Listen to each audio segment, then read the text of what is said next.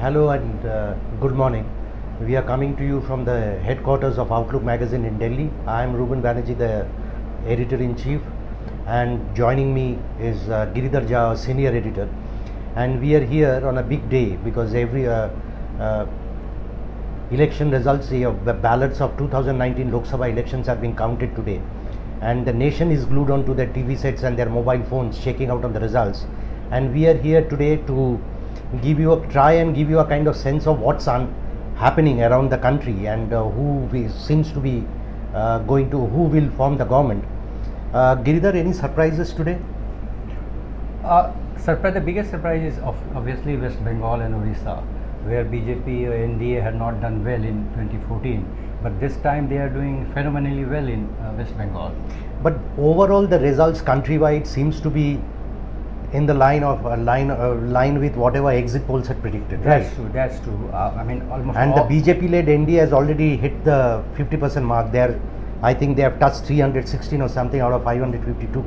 Yeah, 2.5 hours into counting, and it looks like that Mr. Modi is going to storm back to power. So it's a Modi wave. So it's a Modi wave because this election was primarily fought on Modi versus others, and looks like the people of India have reposed trust in Modi once again. And these are leads. Yeah, seats, final results have not been announced. These are leads, and going by the leads, I think BJP-led NDA has already hit 316 or so. Congress-led UPA is somewhere around 100, 110. So they are way behind, and Congress, which in 2014 had got 44 Lok Sabha seats, it's very unlikely they will hit the three-figure mark this time. They will fall short of 100 seats. So it hasn't been really a great day for the Congress, but a fantastic day for the BJP and its allies. And going across the country, I think the Modi wave is sweeping the length and breadth from Kanyakumari to almost Kerala. Though Kerala, it's Congress which is doing better, and the left front is slipping. In Kerala, Congress is leading in 18 seats, and LDF is leading barely in 2 seats. But overall,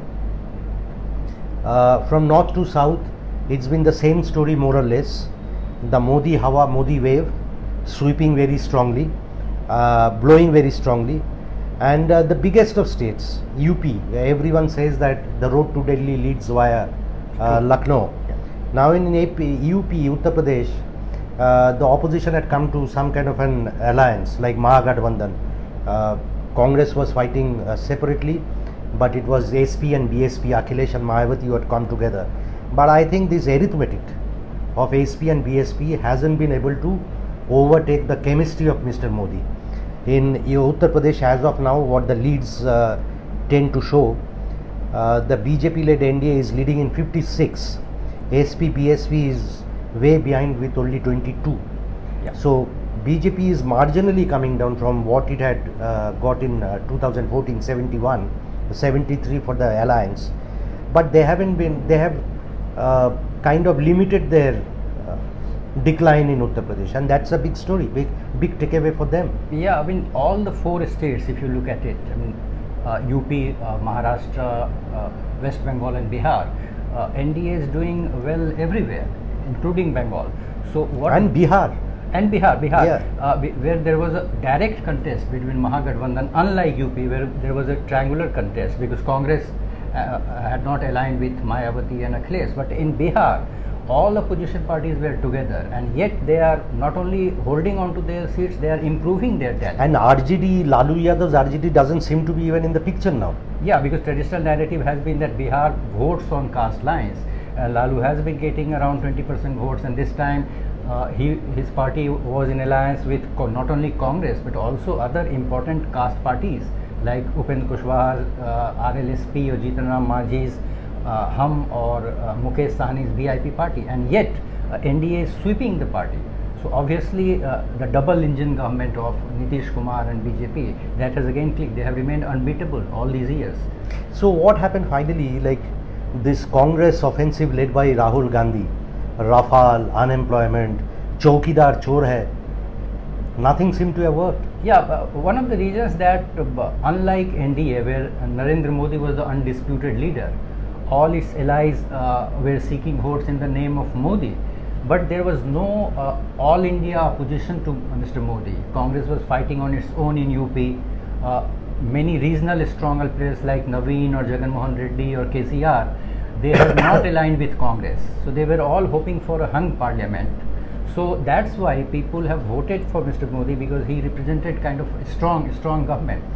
See, sitting in Delhi, political observers have been talking endlessly about rural distress, possible corruption in Rafale deal, high unemployment, all kind of things were talked about. But when it finally came to this election and the voters making up their mind, none of those issues played any determining role. It was Modi and Modi alone, and the image, the persona that he projected, that I think tilted the balance. Right? Yeah, obviously, because Congress campaign was centered around Modi, the Chaukidar Chor hai, the relentless campaign over Rafale and all. But obviously, I think the people of India wanted to give Mr. Modi another chance, and also Congress and the UPA, they failed to paint Mr. Modi as a It was only last week, incidentally, that we interviewed for the Outlook magazine Rahul Gandhi, the Congress president, where he claimed, he boasted that the party has finally dismantled the image of Narendra Modi. 1 week later, now that the results are coming out, we know that it isn't Modi who has been dismantled. It's virtually the Congress and Rahul Gandhi whose campaign have been dismantled. Chaukidar Chor hai, the campaign slogan of the Congress has absolutely bombed. It cut no ice with the voters, and Mr. Modi is possibly going to emerge more stronger. Like even people who were doubting, the skeptics who were saying that these exit polls were exaggerated in favor of BJP, will have to eat crow now, because the actual results, the leads at least, tend to show that the NDA BJP will definitely cross more than 300 seats out of 542. And the story has been more or less the same in West Bengal, where BJP just had 2 seats out of 42. They are neck and neck with Trinamool Congress of Mamata Banerjee. Like last I checked, Mamata Banerjee's TMC had 23, they were leading in 23, BJP was leading in 15 seats. It's a phenomenal showing by the Bharatiya Janata Party. In Orissa, out of 21 Lok Sabha seats, BJP the last time had only 1. Now they are in a neck and neck contest with Naveen Patnaik's Biju Janata Dal. Apparently BJP is leading in 11 and BJD is actually trailing with 10. So overall, and in Karnataka, there you have a Congress JDS government in power in the state, and the Lok Sabha results have just turned the tide. It's NDA which is sweeping. Andhra Pradesh, again that's a surprise. No, it's not really a surprise in Andhra Pradesh. YSR's party is sweeping, and Chandrababu Naidu, who was trying to position himself as a kind of a convener of the Mahagathbandhan, the non-BJP, non-NDA allies, coalition parties, he is being wiped out. So Naidu is being vanquished. So the opposition leaders, the opposition parties will have an identity crisis now, because they are really taking a solid hitting. Yes, because if we go by the trends right now, it looks like that NDA is going to improve its tally. Particularly disappointing are the results for the Congress are in the 3 states. Madhya Pradesh, Chhattisgarh and Rajasthan. Only 6 months, less than 6 months ago, they had won all these 3 states, and that's why they were hoping that their tally would improve. But apparently that has not happened, and NDA is marching ahead. And in Maharashtra also, the NDA is doing well. BJP and its ally Shiv Sena, they are leading in 36, and while the Congress is leading in 10. So even in Delhi, all even in Delhi, because the opposition never, the AAP and the Congress never had an alliance, and everyone realized that the 3-way contest will, the BJP will have an advantage, and that is exactly how the leads are turning out to be. BJP is leading in 7 out of the 7. So overall, like 5 years of NDA rule, Modi rule, incumbency hasn't really been at Modi's disadvantage. Yeah, obviously the voters in India want to give Modi another chance, because in last 5 years he has taken many landmark decisions. Some of his decisions may have been criticized, like demonetization and GST and all that, but he has also taken some decisions which have gone down well with the rural public, like Ujjwala scheme, like Mudra scheme and all that. So obviously voters thought that 5 years would not be enough for Mr. Modi. So obviously they have given him another chance. And everyone seems to be rooting for a strong leader, whatever it means. That's- that a majboot government rather than a majboor government. That's true, but that's the biggest takeaway, that voters in India have become very decisive in recent years. So they don't want to give any verdict for hung parliament. They want a stronger government, and that's why Mr. Modi is The coming back to latest power. lead tally, if I can update, BJP and its allies 326 seats, Congress and its allies they are leading in 106. So it's actually a kind of a mismatch. BJP way ahead, Yeah, and the Congress they are is racing struggling. ahead, of course. And They the are Congress racing is struggling. Yeah, they are racing ahead. So what do you, Giridhar, like you are a keen political observer from here, like okay, Modi comes back to power. What's your take? What happens to Rahul Gandhi and its political future? They will have to introspect. One thing from this election is clear, that unless you put up a united opposition to Mr. leader like Mr. Modi at the all India level. What happened this time, that Rahul was not accepted as a leader by many of the stronger regional leaders.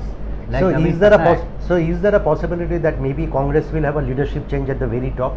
Priyanka stepping in place of Rahul, her brother? I doubt, because of course Congress will have to introspect, but still most of the congressmen still believe that they are getting votes because of the Nehru Gandhi family. So they cannot see anything beyond Nehru Gandhi family.